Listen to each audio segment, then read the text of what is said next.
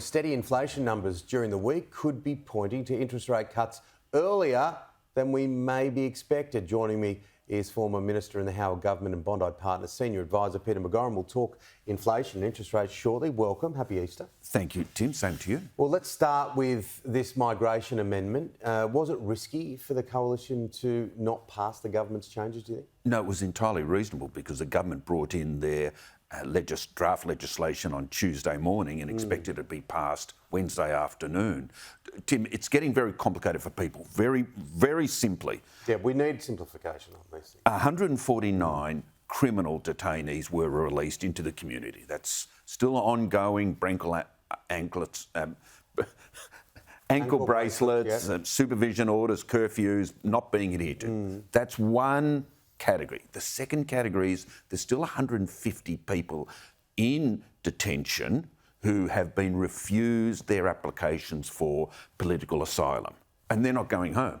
And they refuse to cooperate. They won't take passport photos. They won't meet consul generals from the country of origin. They're refusing to do anything which will allow them to be deported, even though they're not political refugees. Now, there's a test case in the High Court that'll be handed down on an Iranian man on the 17th of April. And if the High Court finds that you can't keep him in indefinite detention, even though he's causing it himself, then the 150 are going to be released. So the government's right to address the issue, but as always, they're very late to the party and they're trying to rush it through. Should the Prime Minister remove the Home Affairs Minister and Immigration Minister in a bid to have some damage control, do you think? He's got to remove one of them because why have we got two immigration ministers, or one under the titular head of Home Affairs at the one press conference, which only lasted 11 minutes, and then they ran for cover with the cameras following them? Look, Andrew Giles is not up to the immigration job. He's a former immigration lawyer, advocate for refugees. He's conflicted, I suspect. Clare O'Neil, as the senior minister, should be handling it all. Either merge Andrew Giles's role and responsibilities into the bigger department and let her manage and prosecute these issues, or get rid of one of them. Now, the government clearly tried to rush the immigration amendment through before Easter. Did it end up backfiring?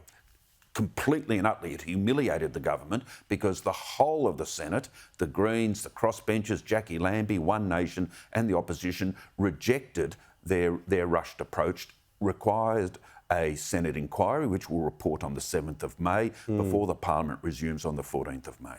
Now, we've got some vision of Alice Springs. Of course, it's had its challenges and continues to have challenges with youth crime.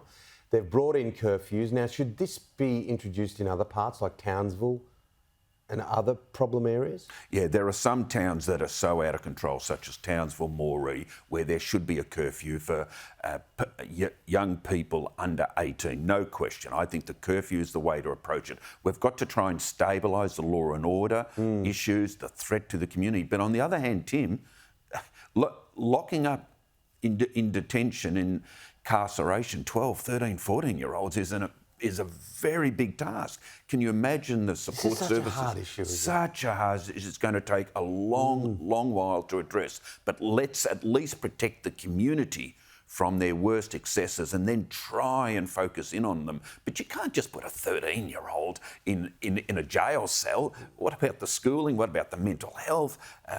But those kids are often trying to escape terrible dysfunctional family It's the cycle, issues. Isn't it? It's the cycle. Yeah, now Parliament has now risen and will return for the budget. All eyes will be on inflation. There were steady numbers this week, pointing for a lot of economists to say that these interest rates will come and drop quicker. There's an expectation, Tim, after an inflation rate of 3.4%, it's a great figure in the 12 months to February, that an interest rate cut from 4.35% will appear in about September, October. I'm not so certain. There's two speed bumps in the road.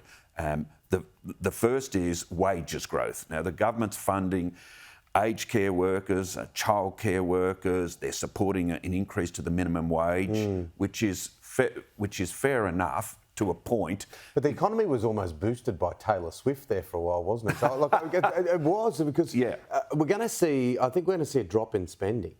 True, we are, Tim. We're seeing a drop in spending, except for petrol, electricity and rent, which is beyond people's control. But the other speed bump is going to be the effect of the tax cuts. Now, they'll start from the 1st of July, and there are some economists who are saying that that represents a reduction equivalent of interest rates. So there's a hope that it will be September.